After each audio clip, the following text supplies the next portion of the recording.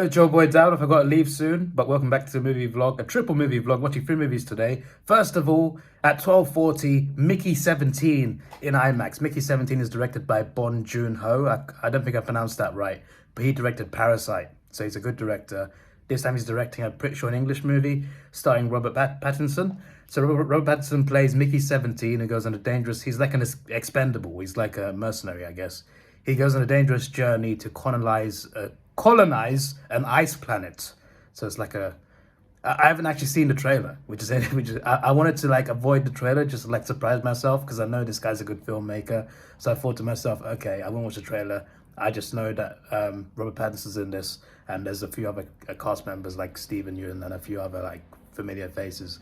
It sounds good, and apparently it's good according to reviews as well. So I'm looking forward to that. After the IMAX trip, I'm also watching Marching Powder, which is a British sort of rom-com starring Danny Dyer. The trailer did not make it look that good, to be honest. I saw the trailer in cinemas. It did not make it look that good, but I hope it's good because I do like British type humor, and it's kind of a rom-com. He's like in trouble with like drugs, arrested for drugs. He's got a failed marriage. He's got to kind of like save his life, turn his life around. So there's different themes in it. There's even football hooliganism in it as well. I'm looking forward to it. Hopefully it's good because Danny Dyer is actually pretty funny when he plays a character like he does in this film. Based on the trailer, he is actually quite funny. So I'm seeing it for him. Hopefully it's actually a good movie as well. And then after that, One of Them Days, which stars a few popular artists. So two friends, flatmates. I think one of their boyfriends blows all the rent money on something. They lose all the rent money. So there's a movie about them keeping their friendship intact while also doing whatever it takes to get the money to stop being evicted. That's not the best explanation, but that's what I read on IMDb. And I was actually not going to see it. I didn't think it was that interesting, but people have been talking about it in the past week, and apparently it's actually quite good. Reviews are good, and I've heard it's good. So I'm just like, you know what? Fair enough, I'll actually watch it. So there we go, 3 movies today, and I'll watch something next week as well for sure. I think there's something good coming out next week, and there's also Working Man coming out end of the month with Jason Statham. Anyway, let me head down to the cinema. I'll let you know what I think. I expect Mickey 17 to be the best movie of the 3, but we'll see. Hopefully all 3 are good. Let's go. Out here, it's actually getting quite warm now and sunny, which is very good. Obviously we've had winter since like the end of October until now. It is March now, and things are looking up, which is very nice.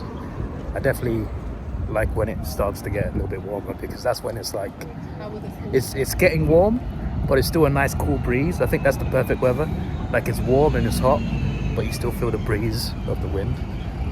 Yeah, I don't know. I'm just waffling at this point, but yeah, going in now. Movie starts almost like 2 minutes ago, but obviously adverts. So if there's not a big queue, then I might get some food as well. Because I literally just woke up like literally half an hour before maybe like 45 minutes before I recorded that intro. Yeah, that's when I got out of bed. I was just like, I quickly freshened up, jumped in the shower, got ready, and voila, video intro. So yeah, but yeah, I'm very excited, especially with Mickey 17. But yeah, there's like maybe like half an hour gap between the first movie ending and the second movie starting. Apart from that, like the second and third movies, second one ends, third movie starts like straight away. So that's pretty damn good. So yeah, let me go in. Oh, there we go. That is next week's movie that I forgot about. See you next weekend.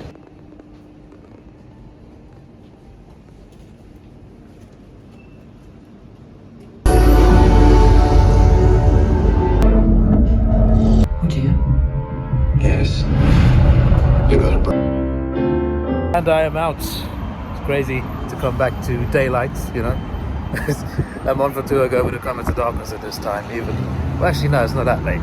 But still, it's like maybe like an hour or 2 away from being dark. Point is, it's not normally this bright, and it hasn't been this bright at this time for a little while. Mickey 17. So there's a lot of context that I missed. Mark Ruffalo's in this. He plays like a leader sort of villain, like a former politician who turns into this person that has a space program. So there's a space program looking to find a new home for humans because life on Earth isn't too great. So they find a place called Niflheim. It's like an ice planet on this planet there's these weird insect creatures. They're not weird, they're actually pretty cool, but they're very slimy and got a lot of legs and got this big crazy shell. There's this one like queen as well, and they rule this planet essentially, but they're not necessarily scary creatures. They don't hate humans, but obviously if humans decide to do something to them, they retaliate pretty aggressively. So it's one of those type of films. They're trying to colonize this planet. So Mickey is like, he signs up to be an expendable, so it's not like a mercenary. In a way it is, but like he can die as many times as he wants and they'll just print a new body for him. So he signs up, and like his life on Earth is not too great. He's in debt, he's got run away, so he gets into the space program as an expendable. And basically this program is, you can go on dangerous missions, they can test you for like deadly viruses in space, and you'll keep dying, but they're going to reprint you with a new body. You look exactly the same memories from before. Yeah, you get the point, right? So he dies many times, he gets reprinted many times. The movie focuses on version 17, aka Mickey 17. He's the 17th version. He's already died 16 times. I'm not going to spoil it because no, it's not a big. It's not. I think I can say it in this. I don't think it's going to be like a big movie ruiner, but basically something goes wrong where he's supposed to die, but he doesn't. But they don't know that. Then they print another version. So now you've got two Mickeys, and then chaos ensues. Can't go any further because then it will be spoilers. And Mark Ruffalo is obsessed with power and repopulating this planet with humans. And this new Mickey, Mickey 18, who's the next Mickey, because obviously now there's two Mickeys. Mickey 18, because like every single copy like has a different personality in a way. They're the same person, same memories, but they come out differently in like how they act. So Mickey 18 is like the most aggressive one yet. So even though they're the same person, they're kind of polar opposites in a way. So that's pretty interesting. What else can I say without spoiling? Mark Ruffalo's character. There's one of the women on the ship. He wants her to be the person who helps repopulate, you know, because she's apparently the perfect woman for him. It was a very weird scene. It was like they didn't elaborate on it further at any point in the film. It was just a random scene where they're at dinner. Mickey, Mark Ruffalo, his wife, and this woman. Mark Ruffalo looks at her and he's just like, you are the perfect candidate to help repopulate this earth. I'm just like, oh, I know where this is going. And again, they didn't elaborate on it further, but yeah, there's also this other girl that's in it that she's Mickey's love affair. And that's all I can say without really spoiling it. So there's a potential war brewing between humans and these creatures, because of certain things that Mark Ruffalo does, certain actions that he does, and obviously there's a Mickey problem. So the last, like the final act of this is pretty crazy. It's pretty hectic. It's quite chaotic, and it's a pretty good movie. I enjoyed it. It was a good time, and it shows this director's got some good range as well. Like he's made plenty of films, but like the guy that did Parasite did this. I'm just like, damn. That's two really good movies in different genres. I'll give this movie a solid 8 out of 10. I'll give it 8 out of 10. I don't think it was like one of these best movies I've ever seen, or to give it like over a 9. But I think it was solid. I think it was very good. I would watch it again. And it looked good visually in IMAX as well. And it sounded good. So 8 out of 10. 8 out of 10. I think that's the minimum rating I can give it. Probably, like anything lower than that just sounds too harsh. But if I give it an 8, I mean, it means it's solid. It's very good. And it was. I just don't think it was like great or amazing to give it over a 9. But yeah, good film. Next up is Marching Powder. Expectations are pretty minimal, but I expect it to be funny, and I do like Danny Dyer, so hopefully that's good. Meanwhile, I'm using the time I got in between the two films to get a Mars McFlurry, because I always get McFlurries. I'm just a sucker for them. The amount of times I go to McDonald's to get McFlurry is kind of crazy. But that's me. So I'm going to get that and then head back to the cinema for Marching Powder. So here we go. There we go. That is the good stuff right there. Hello to you, KFC. These McFlurries actually pay off, you know. Because I didn't spend, I got a McDonald's account, so I got points on there. And I didn't spend any of it for like over a year since having the account.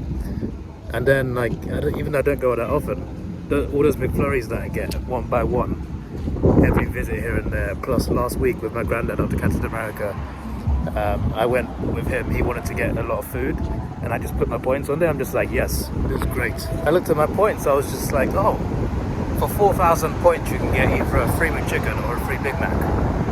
And I'm going to choose the Big Mac because it's more expensive when you actually buy it. So I'm just like, if a McChicken and a Big Mac got the same amount of points, I'll get the thing that costs more on the menu.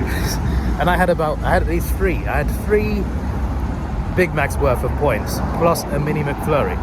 They don't do normal McFlurries on points. They're just a mini one. They have only a selection of like there's 3 different tiers you can get. I'm just like 3 Big Macs for free and a mini McFlurry. All that just from like going to McDonald's every now and then, getting McFlurries that cost £2.90 in each, by the way, the limited edition one, which is just, it's too much. And also trying those new menu items as well that I do shorts for, and a few trips here and there with Grandad, and it's just like, free burgers. I can see, I don't even go that often. Can you imagine people that go every week? The amount of free food they'd get, it's crazy. Mystery flavor Pringles. What's on earth? They got a lot of flavors now. My favorite's always been the blue one though. Why is it at the bottom? Alright, so next movie time, 3:50. The IMAX screening of Mickey 17. There's about 6 people in there, not many. This screening, obviously not IMAX. Marching Powder. I just booked my seat, and there was 15 seats booked in there. So that's a pretty good turnout. Well, it's not great, but obviously compared to like how I've seen it the last few weeks, aside from Captain America, it's been pretty low anyway. Still, it's Saturday, you know. Maybe the next movie, which would be 5:20, I believe. Maybe that will be with more people. We'll see. There's 3 main reasons why I love going to see the movies. First of all, I love movies, and obviously the best way to watch it is on the big screen. Second, just the spectacle of it being on the big screen. It's just so much better than watching it anywhere else. And third, last but definitely not least, the atmosphere of the crowd around you, especially when it's a comedy or something like that. But obviously nowadays, for most movies anyway, you go, even if it's like a big movie, you go in and it's like maybe about 10 people, 30 if you're lucky. Unless it's like, you know, a big like Nolan movie or Marvel, it's not going to be or Batman. It's not going to be packed out. Which is a bit sad, but it is what it is. But I'm looking forward to this. Hopefully it's good. 15 people is enough to have a good atmosphere if it's funny. So let's do this. This one though, this looks really bad. Of the previews I've seen, I actually can't see it on that day because in the first week of April I'm flying to Australia. So I'm not going to watch this in Australia, I'll tell you that much.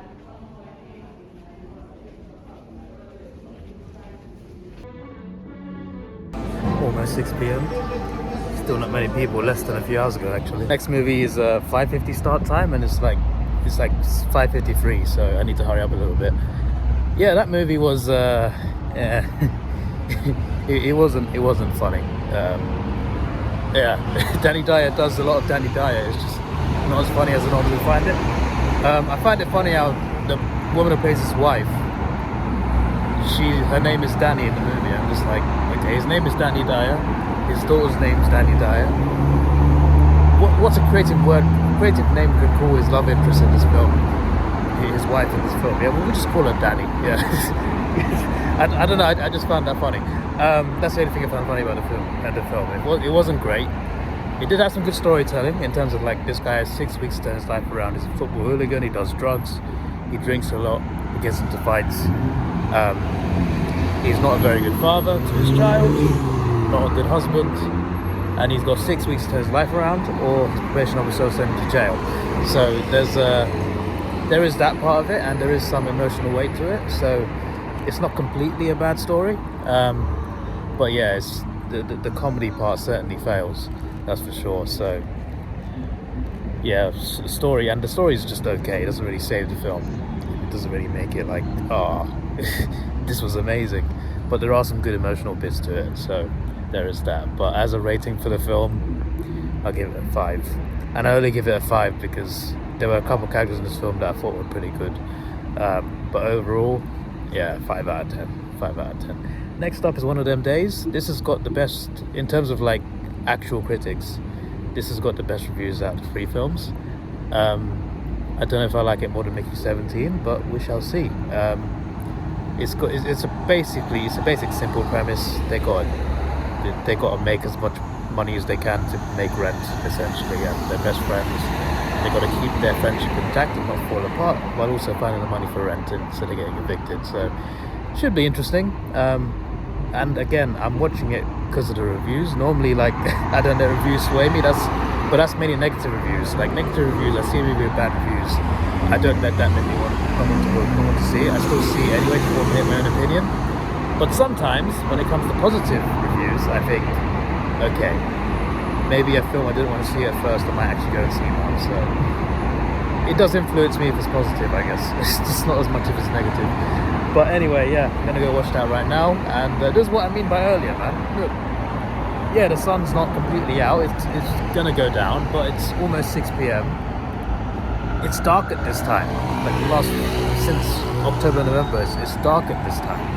Throughout winter and February, it's just nice to come out at 6 p.m. and it's like, it's not dark. It's nice. I like that little period between. Everyone talks about winter versus summer. I actually prefer winter, by the way, which is quite weird for me. But everyone talks about, oh, is winter better, is summer better? People in the UK debate this all the time. I like the middle bit. I like spring. I like the time where it starts to get a bit warmer, but you still feel a breeze. But it's not too cold, you know? I like warmth of a breeze.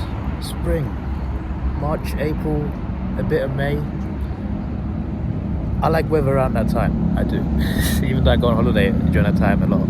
But yeah, anyway, back in business, back into the cinema. Watch my movie, then I go home, eat some salmon, work on some videos and stream. I got the weekend off. Today's Saturday. Tomorrow I'm going somewhere else, so there'll be another vlog tomorrow, one movie related, but I look forward to sharing that with you. Anyway, now I'm off to see one of them days, and I'm sure it is one of them days. Let's go. Upstairs for this screening. The middle floor is Starbucks and eating area. 3rd floor is where we gotta go. Today's spending, obviously I'm a member, so this movie and the last movie were free. The IMAX screening had to pay a £5 uplift, so for IMAX and 4DX you've got to pay £5 per film. You get, instead of paying the full price, and for everything else is free. Nachos are $5.90 free, and that's with 25% off, so those are expensive nachos. £10.90 free for 3 movies, plus nachos, plus the £2.19 McFlurry actually. We'll count that. Control of your money today. There's only like 3 other people in here. So why not travel? It is finally dark outside, but you see at the right time. It is 10 to 8, so of course it's gonna be dark. There was a cameo in Marching Powder as well from the British artist, not Ed Sheeran. He normally cameos in like British movies. There was a cameo earlier, but I was gonna say there's a cameo not from a person in this film, one of them days, but a website that I use. There's a website called Canva, canva.com. On there you can make your own posters, your own like art cards or business cards, whatever. You can make whatever you want. It's just like a digital art place. I use it to make YouTube thumbnails. Not on this channel, but on other channels I make YouTube thumbnails and I use that particular website. I'm just like, Canva's gone mainstream. It's made it onto a Hollywood Sony movie. I'm just like, I've been using this for years, since like 2017, and now it's become like this thing that's like a period movies. I'm just like, damn, I was there before the crowd. But anyway, this movie is alright. It's alright. It's pretty good. It's got a bit of heart here and there, some funny characters and some unfunny characters.